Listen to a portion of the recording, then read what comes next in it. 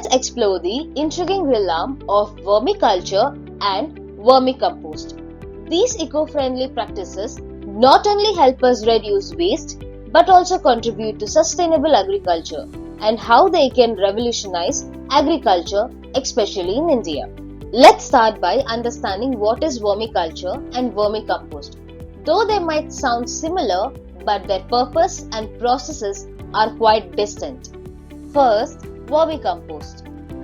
Vermicompost is a nutrient-rich organic fertilizer created by decomposing organic waste with the help of earthworms. It's a sustainable way to boost soil fertility and plant growth while reducing organic waste.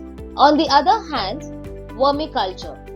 Vermiculture focuses on the art of worm farming. This involves breeding and cultivating earthworms for application like composting, fishing bait, or scientific research. The emphasis here is on maintaining healthy worm population for various purposes. Let's compare vermicompost and vermiculture side by side. Differences between vermicompost and vermiculture. Vermicompost focuses on decomposing organic waste to produce compost, while vermiculture is about breeding earthworm. Vermicompost is aimed at enhancing soil fertility, whereas vermiculture supports ecological balance by increasing worm biodiversity. Vermicomposting is less intensive, while vermiculture requires careful monitoring of worm health and reproduction.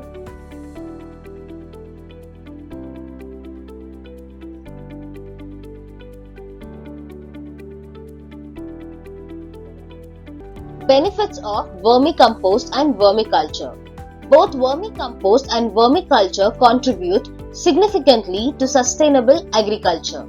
Vermicompost enhances soil with essential nutrients, promoting healthier plant growth. Vermiculture and vermicompost supports biodiversity and provides sustainable solution for farming and other industry. Together, they reduce pollution, minimize waste, and enhance food security. Despite their benefits, scaling vermiculture and vermicompost in India faces challenges. Traditional farming practices, limited land availability, and labor storages make adaptation difficult.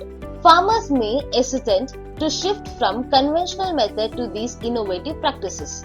Limitations of vermiculture and vermicompost adaptation in India include a lack of awareness about vermiculture, inadequate access to resources like quality worms and financial support, and poor infrastructure for processing and distribution of worm and compost.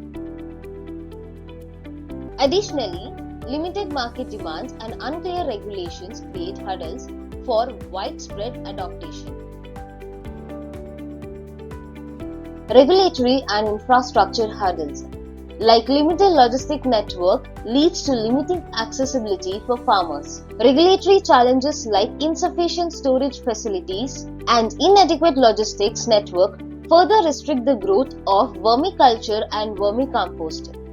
Addressing these issues is essential for the industrial expansion. Strategies for promoting vermiculture and vermicomposting. So what's the way forward?